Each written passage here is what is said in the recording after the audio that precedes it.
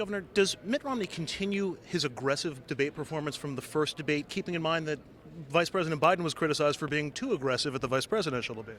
Well, I thought Biden looked like the star of an Army training film warning you about the horrors of over-caffeinating. But I think Mitt Romney understands this a different format, and this is the kind of format where you're answering questions back to the people that are part of the population that has been selected to ask the questions. I think you're going to see a slightly different style, and I think the governor will handle it well. There were also many instances in the first debate where Governor Romney was fact-checking President Obama, so to speak. Will he continue to do that in this debate? Well, I think the governor has to, because the press doesn't seem to want to. What do you think is going to be the bigger takeaway for the viewing audience tonight, the substance of the debate or the style and performance of the candidates? Well, I think this format tends to create a draw, so I think everybody's going to say, well, this one was a draw, and that means the president didn't do what he had to do to reverse the momentum. Okay. There was also a lot of checking of the president's record in the first debate.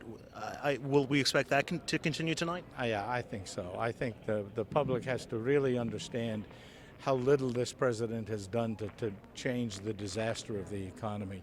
We're still around 8% unemployment and 23 million people underemployed and unemployed, and that's what the president has to understand is his problem, not anyone else's problem. The Republican ticket has come under some scrutiny for not giving specifics in terms of the taxes and what specific programs would cut or what loopholes would be cut. Can we expect those specifics tonight? I certainly hope not, because I think it's the dumbest thing the governor could do is when he is president, he's going to take this big basket of loopholes and things that can be eliminated to provide added income, and he's going to have to sit down with Republicans and Democrats in Congress and negotiate.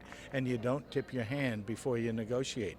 Some of them will be cut, some of them will be means tested, and some of them will be put in a category where you can only take a certain amount of them, and a total amount. And so I would certainly hope that the governor talks about what's in the basket in general, but saves the debating, the negotiating for which ones he's going to do and not do for when he's president and goes to Congress. And for voters who worry about punching the ticket for Mr. Romney, not sure if they're going to cut a loophole that perhaps is favorable to them? I think the middle class voters can really feel comfortable that the burden of all those cuts, the bulk of those cuts, is going to be on the income tax form that applies to the upper income brackets in this country. That's where most of those cuts are going to hit. Finally, some of the polls showing movement among female voters, which had been a big deficit for Governor Romney.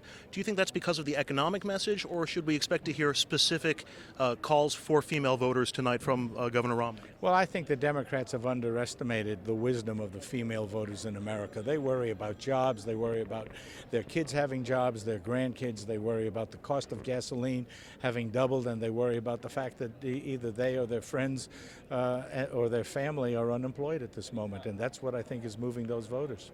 Governor, thank you. Best of luck tonight. Thank you.